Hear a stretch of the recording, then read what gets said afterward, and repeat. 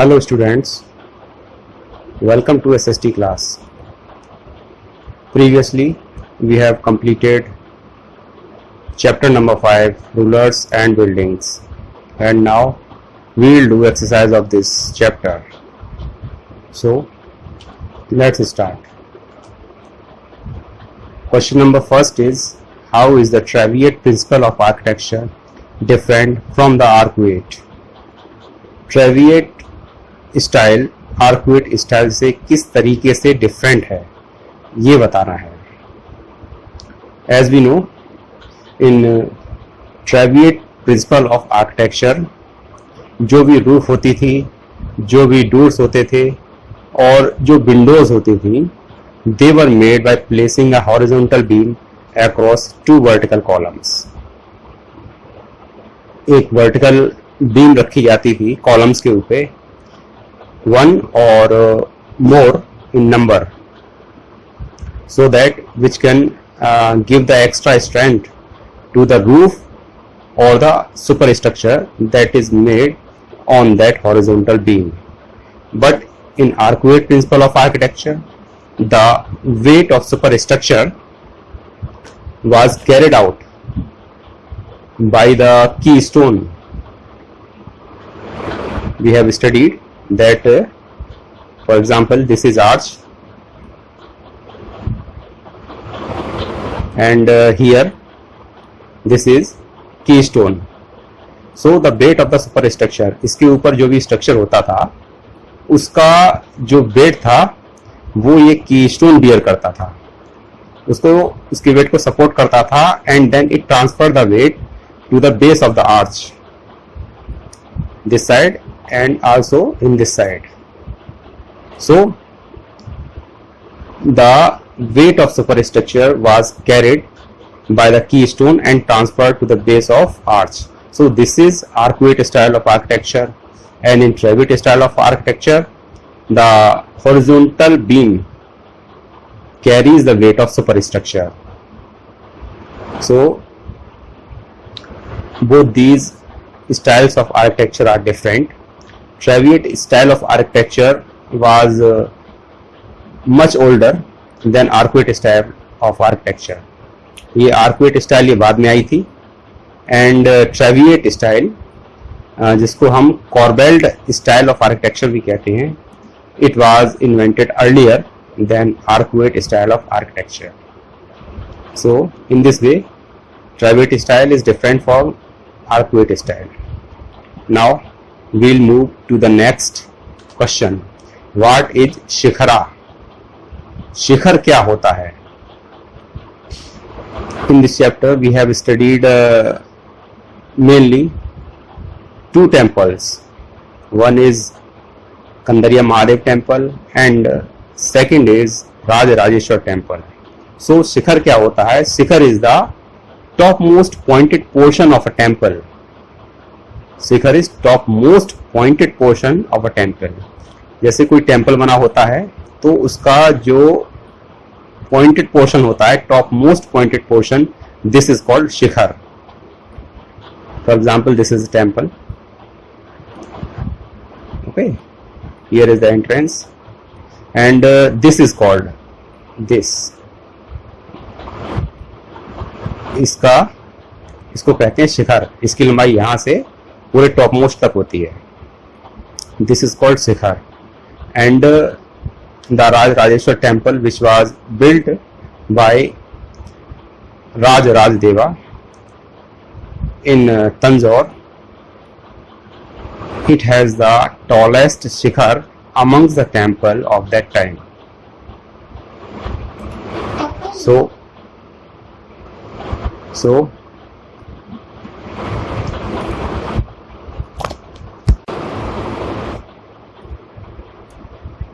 the shikhar of Rajarajeshwar temple was twice as high as the shikhar of Kandariya Mahadev temple.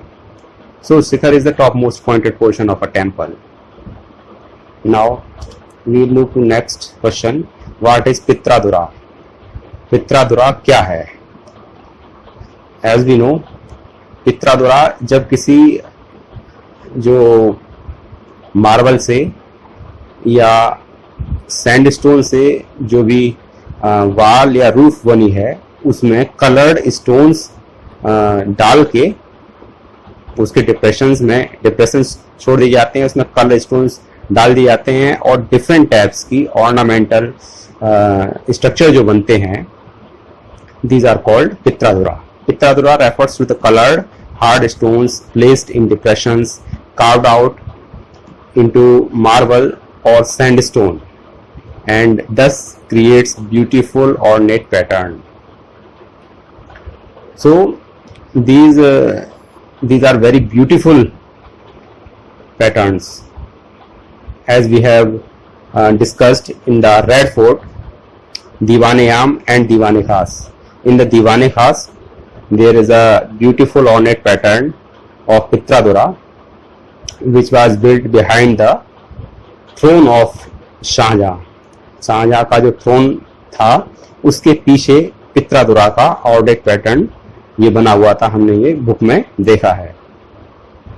Okay, so simply Pitradura refers to colored hard stones placed in depressions carved out into marble or sandstone. Sandstone या marble के depressions में अगर hard stones को, coloured hard stones को डाल के different types की कलाकृति बनाई जाती है, that is called pietra dura. Now next question is, what are the elements of a Mughal charbagh garden? As name suggest, charbagh means four garden. So this is basically a garden which is bordered by an enclosure and then it is divided internally by artificial channels and thus creates four parts. So due to these four parts it is called charbagh and all the four parts are symmetrical in nature. ये symmetrical होते हैं, यानी कि जितना बड़ा ये portion है उतना बड़ा ये पोर्शन होगा, उतना ही बड़ा ये और उतना ही बड़ा ये. All the four portions are symmetrical in nature. So the main element of Mughal Charbagh are this enclosure, this artificial channel and the symmetry. So this is the question number 4. Now we will move to question number 5. How did a temple communicate the importance of a king? किसी temple से किसी king की importance कैसे पता लगती है?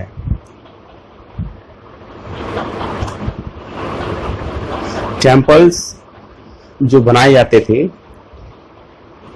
वो mostly Kings के द्वारा बनाए गए हैं और जो भी किंग टेम्पल बनाता था वो अपने हिसाब से, मतलब अपनी वेल्थ के हिसाब से बेस्ट टेम्पल बनवाता था.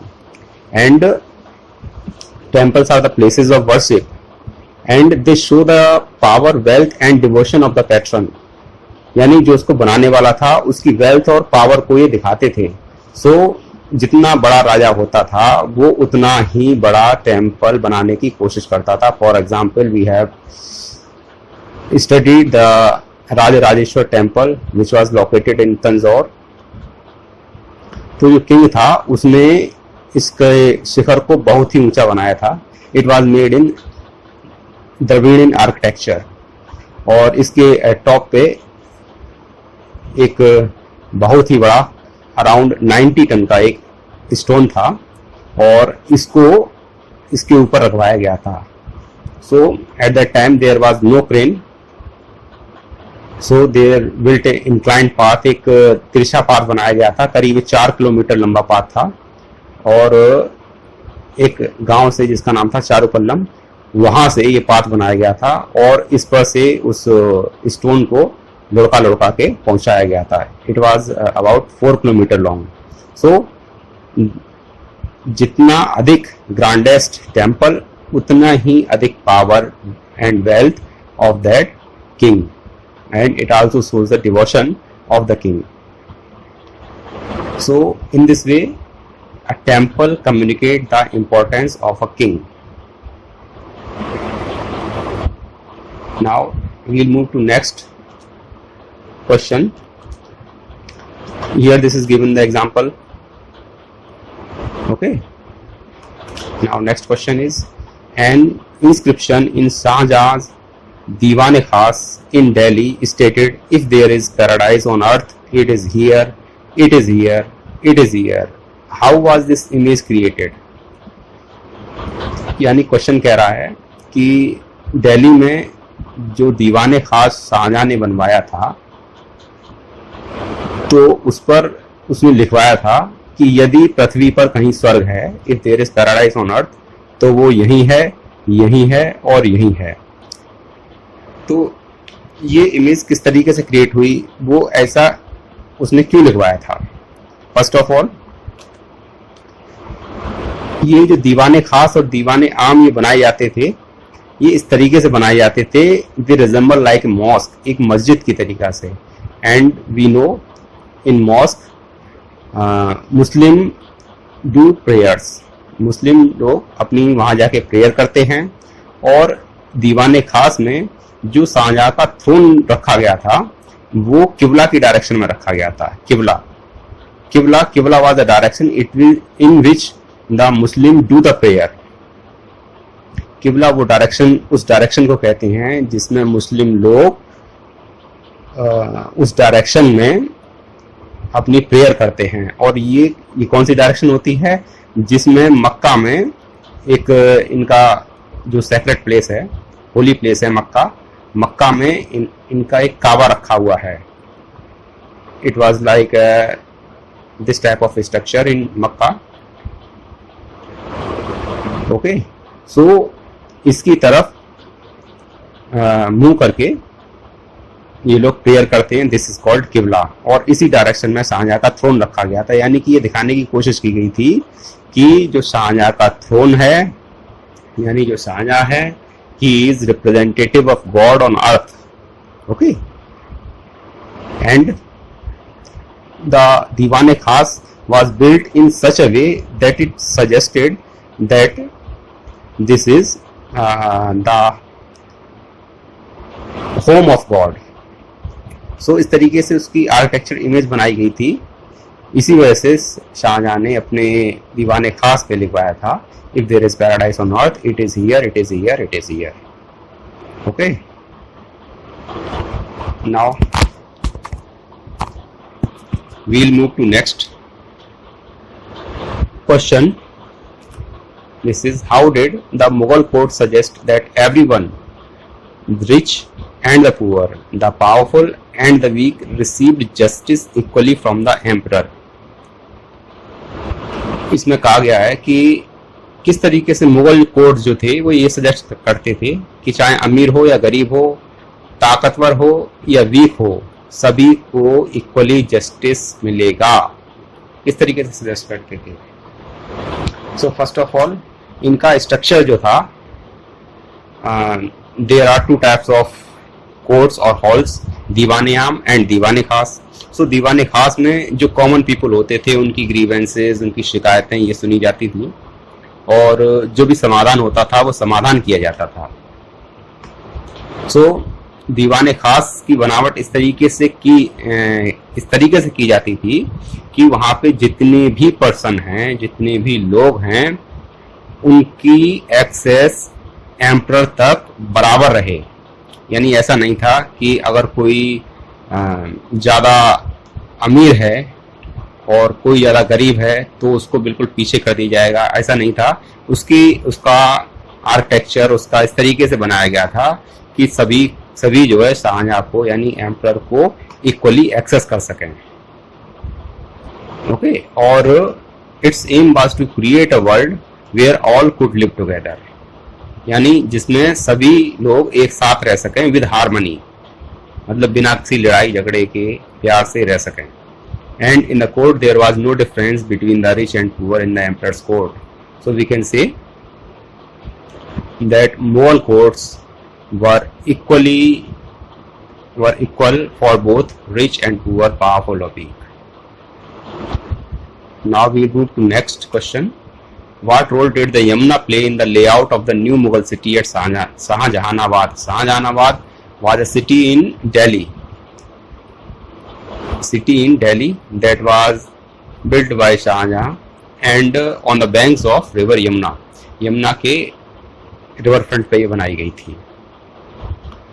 सो बेसिकली क्वेश्चन ये पूछना चाह रहा है कि यमुना रिवर ने क्या रोल प्ले किया शाहजहानाबाद के कंस्ट्रक्शन में, उसमें इसकी क्या इम्पोर्टेंस थी। So Yamuna river had a very significant role in the layout of new Mughal city at Shahjahanabad. जो भी कंस्ट्रक्शन वर्क था वो यमुना रिवर के बैंक पे किया गया था। स्पेशली जो किंग का यानी जो शाहजहां थे उनका जो पैलेस था उसकी ओपनिंग जो होती थी वो केवल यमुना के फ्रंट पे होती थी और बाकी अदर जितने भी ऑफिशियल्स थे उनको जो है इनसाइड द कॉलोनी होम दिए गए थे। Only special favoured nobles like his eldest son Dara Shikoh, सिर्फ जो उनके बहुत ही स्पेशल नोबल्स होते थे, जैसे कि उनका एल्डेस्ट सन जो दारा शिकोह था उसको रिवर का एक्सेस दिया गया था। और इसके लिए यहाँ पे जो पहले जो चारबाग होते थे तो चारबाग में जो बिल्डिंग बनाई जाती थी वो सेंटर बनाई जाती थी, लेकिन इसके लिए रिवर फ्रंट गार्डन बनाए गए थे। These are basically charbagh but the construction work was did on the bank of the river. This is river, then construction work is done on the river side. So riverfront garden were made for the access to river. So Yamuna played a very important role in the construction of the Mughal city at Shahjahanabad. Now next question is, the rich and powerful construct large houses today. अमीर और ताकतवर लोग आज भी बड़े घर बनाते हैं, लार्ज हाउसेस बनवाते हैं। In what ways were the constructions of king and their courtiers different in the past. तो पास्ट में जो किंग और कोर्टियर्स थे ये जो कंस्ट्रक्ट कराते थे पैलेस और अदर स्ट्रक्चर, तो ये किस तरीके से डिफरेंट हैं। These are different in many ways. How? जो कंस्ट्रक्शन किंग्स और जो कोर्टियर्स करवाते थे, एक तो वे बहुत ही ग्रांड होते थे, बहुत ही बड़े होते थे, उनमें गार्डन्स भी होते थे, ओके, उनकी वॉल्स थिक होती थी और उनकी जो रूफ थी वो जनरली डोम शेप्ड होती थी, ह्यूज पिलर्स होते थे and these are well decorated, okay. लेकिन जो आजकल के रिच और पावरफुल लोग बड़े घर बनवाते हैं उनमें इतने बड़े गार्डन्स भी नहीं होते और जनरली गार्डन्स नहीं होते हैं, और दीज आर ना ही ये डोम शेप्ड होते हैं, ना बड़े गार्डन्स होते हैं, ना ही थिक वॉल्स होती हैं, और कोर्टयार्ड्स भी बहुत ही कम होते हैं, बल्कि वी कैन से ये नहीं होते हैं। So in many ways these are inferior to those of the kings and their courtiers house. जो पैलेसेस होते थे पहले के ज़माने में वो काफ़ी ग्रैंड होते थे और काफ़ी उन पर खर्चा किया जाता था, क्योंकि जो एम्परर होता था ये काफ़ी पावरफुल होता था, इस वजह से उसके पास काफ़ी रुपया होता था, काफ़ी precious stones, golds, jewellery etcetera ये होती थी। And so the today's large houses are inferior to those palaces. So this is all about chapter. We have finished the exercise of this chapter. आपको ये पूरी एक्सरसाइज अपनी notebook में write down करनी है और इसको ठीक से लर्न करना है, ओके। दीज क्वेश्चंस, ये जो भी क्वेश्चंस हैं ये रटने नहीं है, आपको ये समझने हैं, ओके। ये क्वेश्चंस आपको समझने हैं, अगर आप ठीक से समझ लेंगे तो आप अपने आप इन्हें बना के लिख देंगे, इनको रटने की जरूरत नहीं है। केवल कुछ टर्म ऐसी हैं लाइक दिस इज पित्राधुरा, इसकी डेफिनेशन आपको याद करनी है, okay. And shikhar as we know the top most pointed portion of temple, okay. And this trabeate style and arcuate style, ये थोड़ी सी चीज़ें आपको लर्न करनी है, बाकी कुछ भी चीज़ आपको रटनी नहीं है, आपको समझना है। You have to understand, okay. आपको अपनी अंडरस्टैंडिंग डेवलप करनी है, रटना नहीं है। सिर्फ जो कुछ चीज़ें याद करने वाली हैं ये आप याद करेंगे। Okay, so this is all about the chapter. Next turn से हम एक नया चैप्टर स्टार्ट करेंगे एंड जो भी होगा आपको बताया जाएगा। चैप्टर स्टार्ट करेंगे।